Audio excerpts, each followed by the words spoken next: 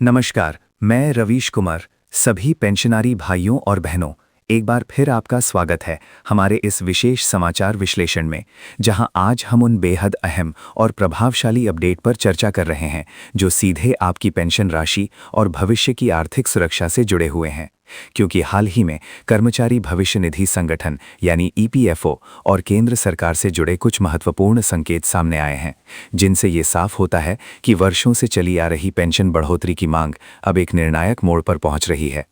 सबसे बड़ी जानकारी ये है कि न्यूनतम पेंशन को सीधे 7500 रुपये प्रति माह किए जाने की जो अपेक्षा थी, उसे लेकर सरकार की ओर से फिलहाल ये संकेत मिले हैं कि इतनी बड़ी वृद्धि तुरंत संभव नहीं है, बल्कि इसके स्थान पर न्यूनतम पेंशन को मौजूदा 1000 से बढ़ाकर 5000 रुपये प्रति माह करने के प्रस्ताव पर गंभीरता से विचार किया जा रहा है।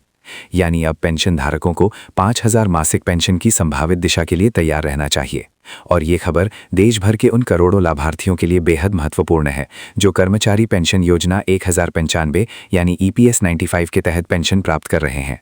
आज के इस विश्लेषण में हम ये भी समझेंगे कि ये प्रस्ताव किन परिस्थितियों में सामने आया, इसके पीछे कौन सी वित्तीय चुनौतियां हैं और आने वाले समय में इस पर क्या संभावनाएं बन सकती हैं। साथ ही राष्ट्रीय संघर्ष समिति के मुख्य कमांडर अशोक जी रावत द्वारा जनवरी 2026 में दिए गए ताज़ा बयानों और दिशा निर्देशों पर भी चर्चा करेंगे। इसीलिए सभी दर्शकों से अनुरोध है कि इस रिपोर्ट को अंत तक जरूर देखें और इसे अन्य पेंशनधारी साथियों के साथ साझा करें।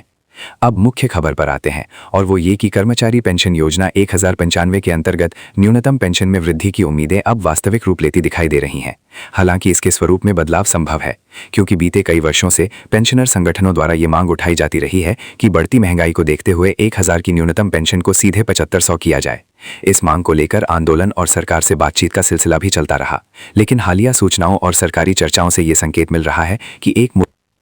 बड़ी बढ़ोतरी के बजाय चरणबद्ध तरीका अपनाया जा सकता है, जिसके पहले चरण में न्यूनतम पेंशन को 1000 से बढ़ाकर 5000 प्रति माह किया जाना प्रस्तावित है। ये कदम मुख्य रूप से सरकार और ईपीएफओ पर पड़ने वाले वित्तीय दबाव को संतुलित करने के उद्देश्य से देखा जा रहा है, क्योंकि श्रम मंत्रालय और ईपीएफओ के बीच हुई बैठकों में इस विकल्प को व्यावहारिक समाधान माना गया है, जिससे एक और पेंशन धारकों को मौजूदा कम राशि से राहत मिलेगी और दूसरी ओर सरकारी कोष पर अचानक भारी बोझ भी नहीं पड़ेगा। इसलिए अब यह संभावना काफी मजबूत हो गई है कि आने वाले महीनों में ईपीएस 95 के तहत पेंशन पाने वाले लाभार्थियों को न्यूनतम 5000 मासिक पेंशन मिलना शुरू हो सकती है। हालांकि अभी तक इस संबंध में कोई आधिकारिक अधिसूचना जारी नहीं हुई है और अंतिम निर्णय केंद्रीय बजट 2026 के दौरान या उसके बाद लिया जाने की उम्मीद है। अब सवाल यह है कि 7500 की मांग को तुरंत स्वीकार करना क्यों कठिन है, और इसका मुख्य कारण है पेंशन फंड की उपलब्धता और दीर्घकालिक स्थिरता। क्योंकि एक और पेंशन धारकों की संख्या लगातार बढ़ रही है और दूसरी ओर फंड की आय सीमित है। ऐसे में एक साथ बड़ी बढ़ोतरी के लिए या तो निवेश रिटर्न में असाधारण वृद्धि चाहिए या सरकार को भारी सब्सिडी देनी होगी, जो मौजूदा परिस्थितियों में आसान नहीं है।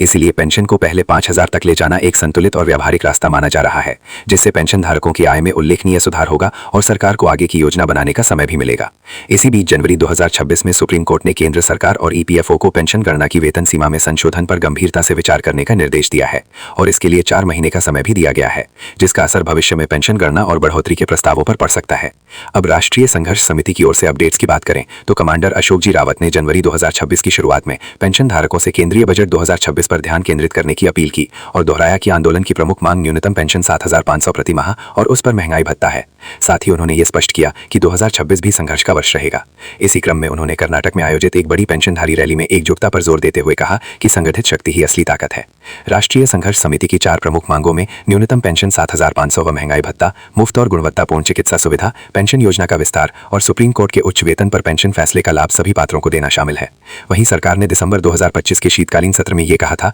कि फिलहाल न्यूनतम पेंशन 1000 पर बनी रहेगी, लेकिन इस विषय पर चर्चा जारी है, जिससे यह संकेत मिलता है कि सरकार पूरी तरह बंद रवैया नहीं अपना रही, बल्कि सतर्क नीति के तहत आगे बढ़ रही है, और इसी कारण 5000 का प्रस्ताव एक मध्य मार्ग के रूप में देखा जा रहा है। अंत में सभी पेंशन धारकों के लिए यही संदेश है कि वे केवल आधिकारिक सूचनाओं पर भरोसा करें, अफवाहों से बचें, ईपीएफओ या श्रम मंत्रालय की वेबसाइट से जानकारी लें और अपने पेंशनर संगठनों से जुड़े रहें, क्योंकि आने वाले बजट के बाद ही इस पूरे मुद्दे पर स्पष्ट तस्वीर सामने आने की उम्मीद है। धन्यवाद।